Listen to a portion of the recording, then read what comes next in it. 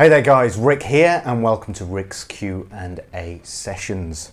Today's a bit of a special one because I'm only going to be answering one question, and that question I feel is extremely important to who I am as not just a guitar player but a person too. So I'm just going to go a little bit more in depth than I normally would with this answer. So here's the question. It's from Robin Elfstrom. My question is, how do you stay so humble? Seriously, you're such a down-to-earth guy. Many guys with your skill and guns, I'm guessing, would become kind of arrogant and cocky, but you were the opposite. Keep it up, mate. Firstly, thanks a lot for the question. This is a really good question, and it's kind of a question that I've been waiting to answer. And I'm going to give you an answer now. The way that I am now as a person is generally a byproduct of the things that I've learned as a guitar player and hopefully an artist.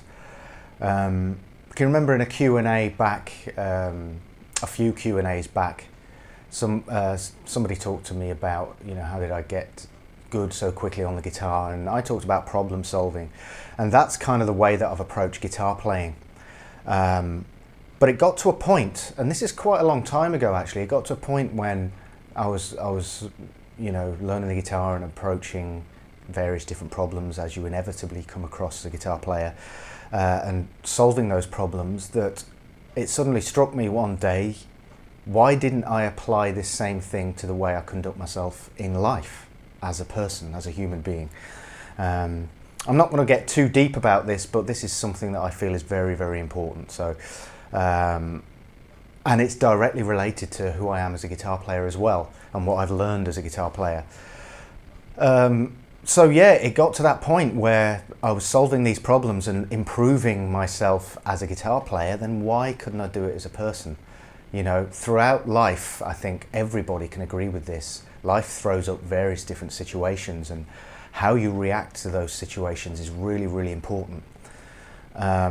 One thing that I realized quite early on is the ego is a pretty big problem for a lot of people. And this is directly related to the question that was asked here.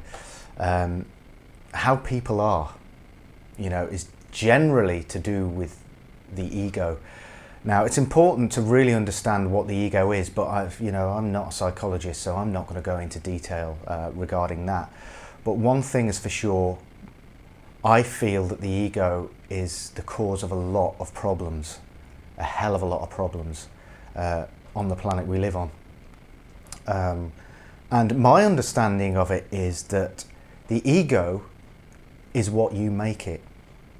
For me, I view the ego as being kind of like this neutral thing within a human being, and you can either go the negative side of it or the positive side of it. It's a bit like Star Wars, the Force. You can either go the dark side or the good side.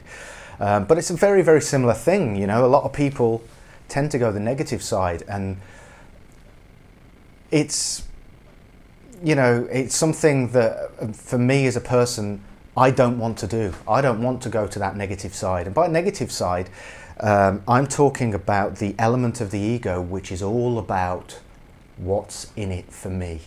What do I get out of it? You know what I'm talking about. And this, I see a lot of people like this, and it's not something I like. It's not a trait in people that I like. What's in it for me? What about me? I'm going to talk a little bit about how I came to this now. When you watch videos of guitar players, in the main, for me as a person, I get inspired by it. But very, very occasionally, sometimes you'll watch somebody play who is absolutely outstanding, and you will feel this little element of jealousy. I think that's an inbuilt thing. I don't think it's a bad thing, because I think it's important to know how to react when that happens. So I remember distinctly, watching some stuff of some guitar players thinking, Jesus Christ, and feeling a little bit jealous. Now, the important thing to me was, and I feel that everybody has gone through this, the important thing to me was how I reacted to that. And you know, I applied that principle of realizing there is a problem, figuring out what the problem is, and finding a solution to the problem to this.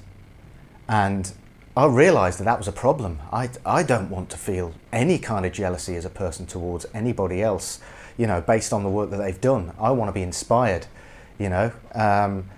But I felt that reaction to it wasn't really who I am as a person. I think that was just, that's an inbuilt thing. You know, you are made up of generations of, you know, past family, you know, and there's lots of things that you can't do a lot about, you know.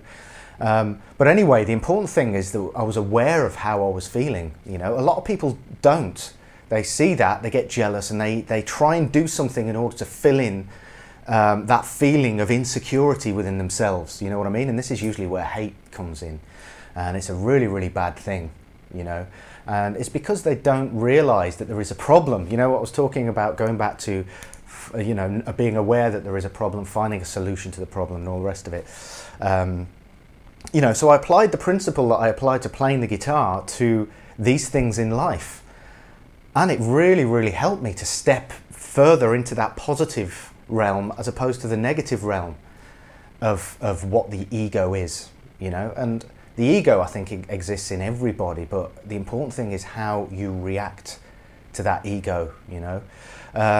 So that's just an example of how I've used my guitar playing practice and my approach to guitar playing in, you know, in life in general. And you know, if you can improve as a guitar player, if you want to improve as a guitar player, then you can certainly improve as a human being as well. I think it's really important to be able to step out of yourself and stop thinking about yourself for 1 minute and say, hang on a minute, what can I learn from this situation? You know, can I take myself out of my shoes and put myself into somebody else's shoes for a minute? You know, that's the problem with a lot of people, is that they constantly think about what's in it for them. You know, forget about that. You know, try and move away from that and think about what it's like to be in somebody else's shoes. You know, that will give you a greater understanding of lots of different things, and it helped me to learn more about myself. You know, to be able, doing that helps you step back and see the bigger picture of the way things work and the way human beings are. You know, there's a lot of things that are wrong with the way human beings are.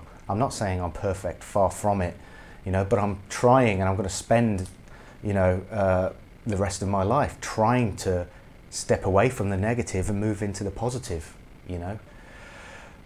So, you know, to answer that question, I think it's just a byproduct of what I've learned as an artist, you know, working in life, you know, applying that to who you are as a person. I think that's really important.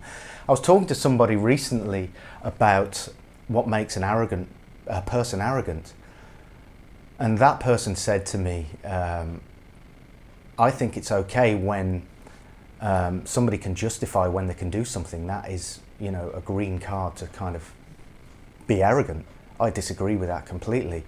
I think being arrogant shows that you really don't understand how the ego works. You know, being arrogant is not a positive trait whatsoever. You know, and it, like I say, it's highlighting the fact that you don't understand how ego works. You know, I've got no desire to be associated with arrogance whatsoever. You know, I want to move in a completely different direction from that, because, you know, that's the kind of person I am. I want to improve as a person. So that was an important thing for me.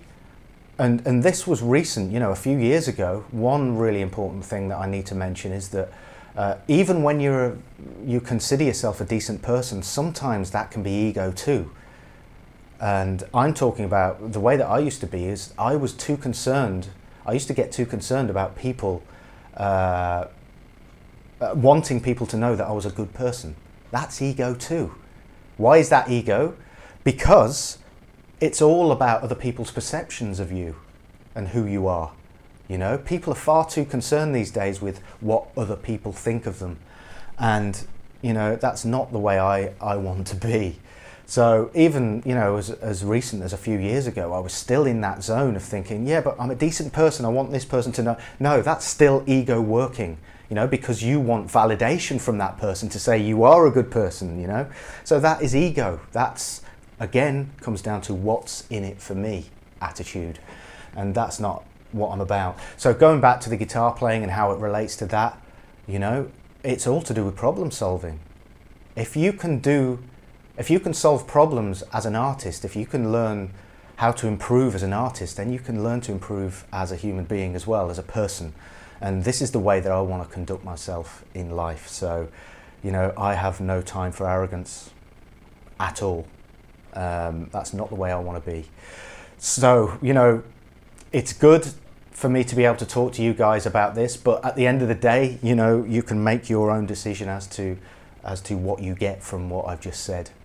Because like I say before, once it used to be all about, you know, I want people to know that I'm a decent person, but now I realise that's ego working. So I want to kind of realise that exists, but move into a more positive realm, you know. So I've babbled on quite a lot. I hope you've got a lot out of this. This is really a very, very important part of my development as a guitar player, and I hope you've learned something from it, in that, you know, you can realise how being an artist and improving as an artist can be applied to who you are as a person and how you conduct yourself in life. You know, there are lots of good things out there. You know, don't be associated with the negative things. You know, negative things are important, because without the negative things, it's very difficult to understand how being positive is. You know, so negative has to be there in order for you to understand the positive. So I think I should wrap up there. I didn't want to get too deep into it, but, you know, hopefully that's answered your question, Robin. Really, really great question, and it's been great answering it. So hope you've enjoyed this Q&A. I look forward to catching up with you guys for the next one. Take care, guys.